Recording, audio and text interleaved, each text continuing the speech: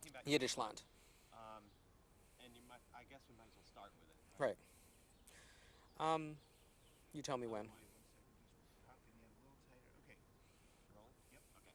Yiddishland, or Right. whatever, however you want to Although describe it never existed on the political maps, Jews in Eastern Europe knew and believed in this notion of a Yiddishland, this imagined community of Yiddishland. If Warsaw, as the largest city, largest it. Okay. Well, yeah. although it never existed on a political map, Jews believed in the imagined community of Yiddishland, a cultural community. If Warsaw was its institutional capital, then Vilna was its spiritual Mecca, in a sense. The notion of Vilna, I have no idea what I'm saying Well, here, that's but you okay. weren't going to keep cutting around. No, no, no, no, no, I got it. I'll No, get no. back on track. If you remember, Yeah, yeah, I remember what you said. In the same year, 1925. I don't know what the year was. yeah, it was 1925. Hebrew I don't want University to. and You sure it's not Hebrew. 1927? It's Yeah, 1925? I'll just say, 1925. in the same year that the Hebrew University was founded in Jerusalem, the YIVO was founded in Poland. Now, I don't think it's an accident that for a community without any political autonomy, without any army, would all of a sudden decide at one and the same time that for Hebrew and for Yiddish, we needed these institutions of higher learning to act as really proto-universities, national universities for the Jewish people. And if the one for Hebrew was situated in Jerusalem, the one for Yiddish was situated in Vilna. There was no other place where it could exist, essentially. Warsaw was much too diverse, much too assimilated. In Vilna, because there was no group that formed a national majority, every group, every national group in Vilna was a minority, the Jews being about 33% of that. Every group competed based on their language and culture for political and cultural control of the city. So in Vilna, Yiddish was the most cohesive. It was the most widespread. Well, let's take Yiddish for a second because now I'm going to have to get my thoughts focused. Yeah. But what you were saying there about the importance of Yiddish Hmm. in Vilna Hmm. goes to what you were saying a little earlier about the importance of Yiddish around the world. That is, the number of Jews Right. speaking Yiddish was the greatest. Right, right.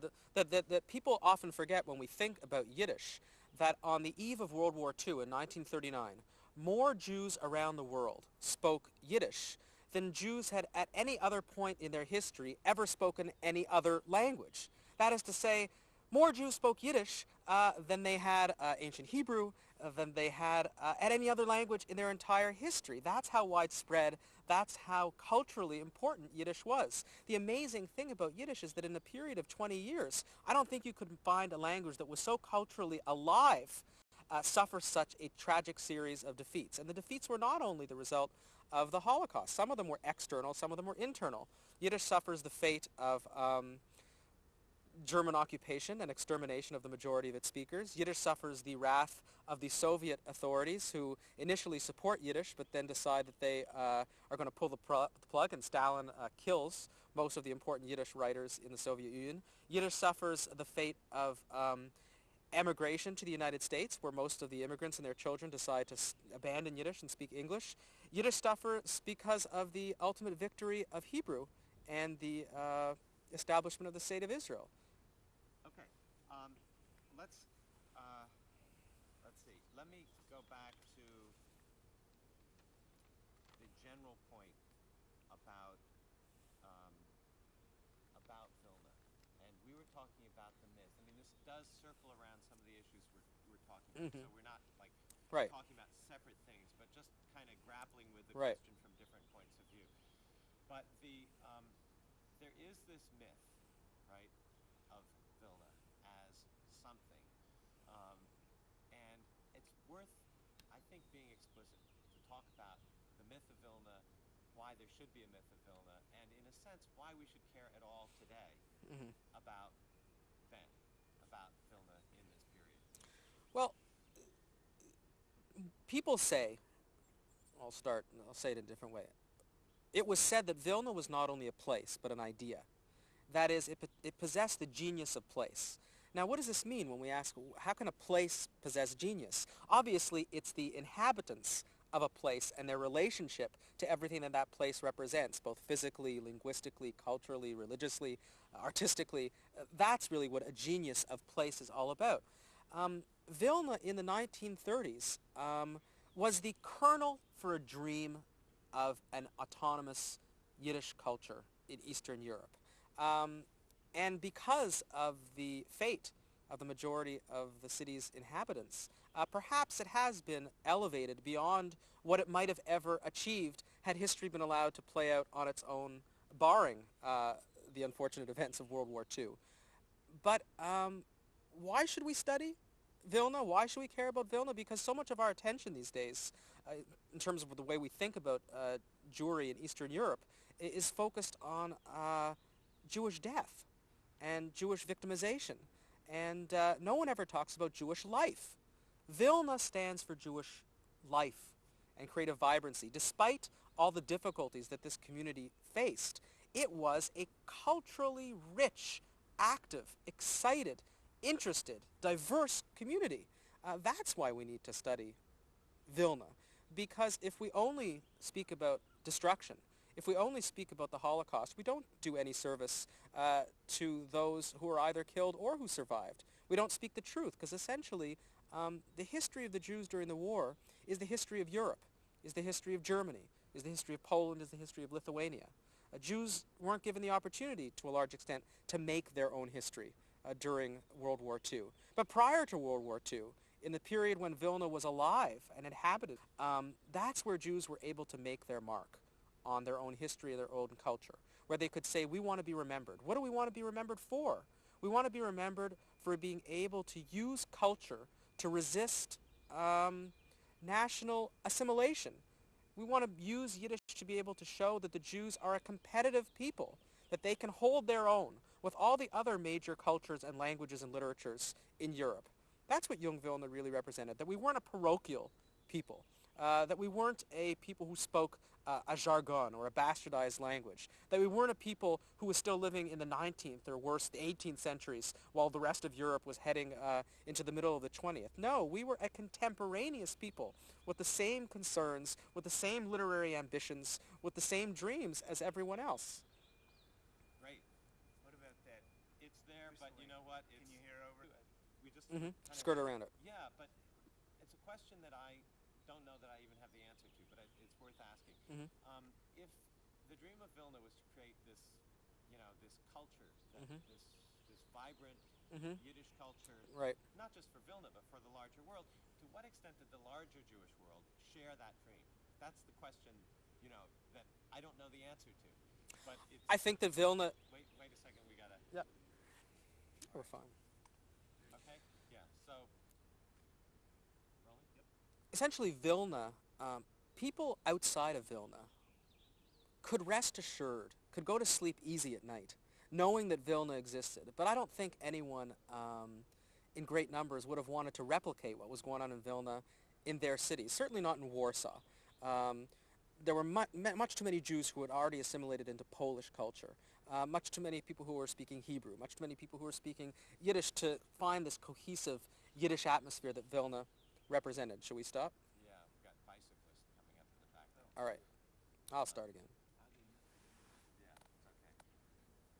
They're out of your frame now, right? Okay. Are they okay? So the question is... I think so. That's okay. Just try not to make Right. this. The question is, how much did it matter to these other people, right? It mattered. Yeah? Okay. Vilna mattered to people in the United States, to people... Start that again.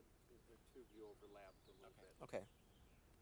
Vilna mattered to people outside of Vilna because it represented an idea that they didn't think they'd be able to replicate in their own towns and cities. Essentially, the cohesiveness of Yiddish culture in Vilna was really the last possible place where I have no idea of what I'm saying. In which case, but we're... Yeah, go I'm go on to back to your own something. choice. Right. I mean, You're on I'm to it. I'm trying to work out these ideas and somehow sound intelligent at the same time. But people could sleep at night knowing that Vilna existed because nowhere else could there be this culturally cohesive Yiddish-speaking environment.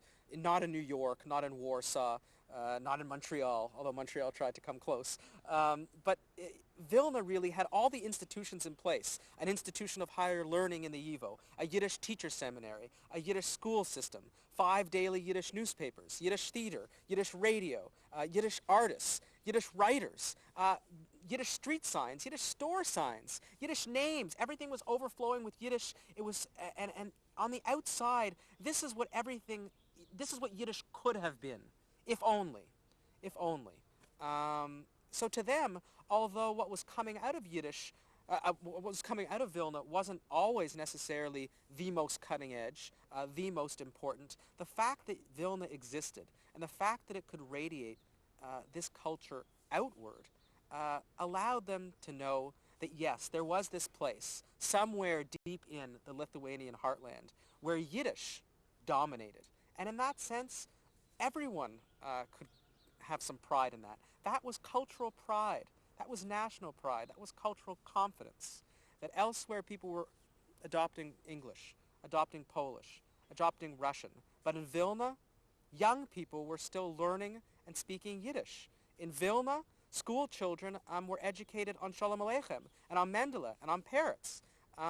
It was in the milk, essentially. Yiddish was in the milk of the children of Vilna from the very earliest ages. And that's what it represented to people on the outside. So it's essentially, part of it is mythical, but myths also reflect our own aspirations.